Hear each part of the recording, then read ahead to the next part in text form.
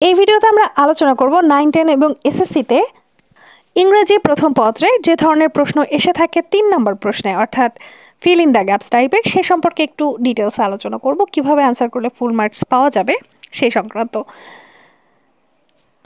এই প্রশ্নে একটি প্যাসেজ দেয়া হয় এবং এর শূন্যস্থানে উপযুক্ত শব্দ বসিয়ে পূরণ করতে হয়। এই ধরনের প্রশ্নকে ক্লোজ প্যাসেজ বা ফিল ইন দ্য গ্যাপস বলা হয়। এখানে প্যাসেজটি যেটা তোমরা স্ক্রিনে দেখতে পাচ্ছ এক্সাম্পল হিসেবে সেটা ইংরেজি ভাষা শেখার গুরুত্ব নিয়ে আলোচনা করেছে। আমি এখন এই প্যাসেজটার মাধ্যমে তোমাদেরকে কিছু টিপস দেওয়ার চেষ্টা করব। এক্সাম্পল হিসেবে এই প্যাসেজটা থাকছে যে কিভাবে করলে তোমরা ভালো মার্কস পেতে পারো। প্রথমেই তোমাদেরকে যেটা করতে হবে প্যাসেজটি মনোযোগ দিয়ে পড়তে হবে। এটি তোমাকে প্যাসেজের মূল বিষয় বুঝতে সাহায্য করবে। এখানে প্যাসেজটি ইংরেজি ভাষা শেখার গুরুত্ব নিয়ে আলোচনা করা হয়েছে, কিভাবে এটি যোগাযোগ, চাকরি এবং জীবনের উন্নতির জন্য প্রয়োজনীয় সেটা বলা হয়েছে। প্যাসেজের মূল ভাব বুঝলে শূন্যস্থান কি ধরনের শব্দ বসবে তা সহজে অনুমান করা যায়। শূন্যস্থানে আগে এবং পরের বাক্যগুলো ভালোভাবে দেখো। শূন্যস্থানের আগে এবং পরের বাক্য থেকে ধারণা নিতে পারো যে কি ধরনের শব্দ বসাতে হবে। যেমন শূন্যস্থানের আগে বলা হয়েছে different language use different languages for making dash of our unemployed youths. এখানে বোঝা যায় যে ইংরেজি ভাষা শেখার মাধ্যমে বেকার যুবকদের কিছু একটা হবে। পরের বাক্যে বলা হয়েছে but it is necessary to communicate with the people of the whole world. তাই এখানে লাইফ বা ফিউচারের মতো শব্দ বসতে পারে। সঠিক শব্দ হতে পারে ফিউচার। অপরদিকে বি নাম্বার শূন্যস্থানে বলা হয়েছে but it is necessary dash to communicate with the people of the whole world.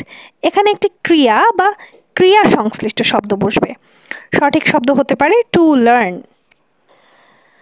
আগে পরের বাক্য থেকে শব্দের ধরন বোঝা যায়, যেমন নাউন, ভার্ব, অ্যাডজেক্টিভ ইত্যাদি বুঝে অ্যান্সার করতে হবে। এছাড়াও শব্দের ধরন বুঝতে হবে, পার্টস অফিস বুঝতে হবে। শূন্যস্থানে কি ধরনের শব্দ বসবে তা বোঝার চেষ্টা করো। নাউন বা বিশেষ্য, যদি শূন্যস্থানের আগে এ এন দি থাকে তাহলে সেখানে একটি নাউন বসবে।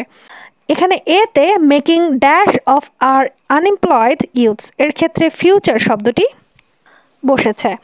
অন্যদিকে ভার্ব, যদি শূন্যস্থানের আগে টু থাকে বা কোনো কাজের কথা বলা হয় তাহলে সেখানে ভার্ব বসবে। এখানে বি নাম্বারে টু কমিউনিকেট এর আগে টু লার্ন বসেছে। অন্যদিকে অ্যাডজেক্টিভের ক্ষেত্রে যদি শূন্যস্থানের পরে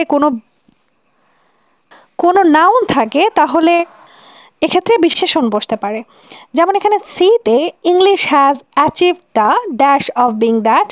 ল্যাঙ্গুয়েজের ক্ষেত্রে পজিশন বিশেষ্য, এর আগে স্ট্যাটাস বা পজিশনের মতো শব্দ বসতে পারে, কিন্তু বাক্যের অর্থ অনুযায়ী পজিশন সঠিক। শব্দের ধরন বুঝলে সঠিক শব্দ বেছে নেওয়া সহজ হয়। এরপরে যে জিনিসটা দেখতে হবে সেটা হচ্ছে প্যাসেজের অর্থের সাথে মিল রাখো। শূন্য স্থানে যে শব্দ বসাবে তা প্যাসেজের মূল অর্থের সাথে মিলাতে হবে। যেমন সিতে English has achieve the dash of being that language, এর ক্ষেত্রে পজিশন বসবে কারণ ইংরেজি একটি সাধারণ ভাষা হিসেবে তার অবস্থা অর্জন করেছে। ডি নাম্বারের ক্ষেত্রে খেয়াল করো it helps us get good jobs and have better dash, এর ক্ষেত্রে লাইভ বসবে কারণ ইংরেজি শেখার ফলে জীবনের উন্নতি হয়।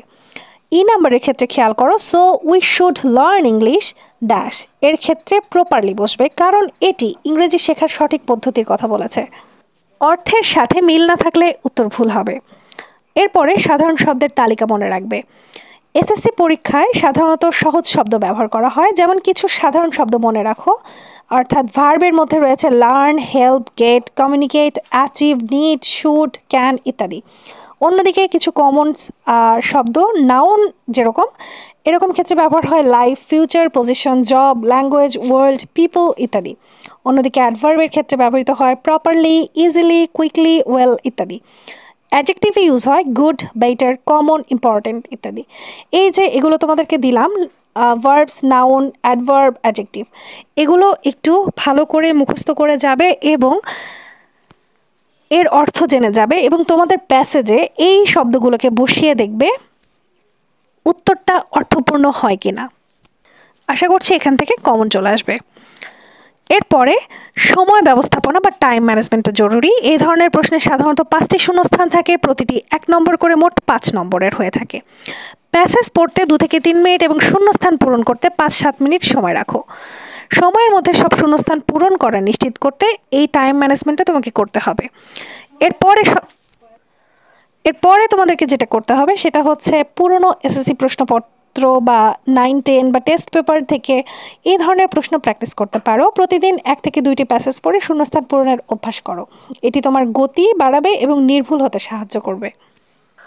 সর্বশেষে বলা যায় শূন্যস্থান পূরণের প্রশ্নে ভালো করতে হলে প্যাসেজ ভালোভাবে বুঝতে হবে, শব্দের ধরন বুঝতে হবে এবং প্যাসেজের অর্থের সাথে মিল রেখে শব্দ বসাতে হবে।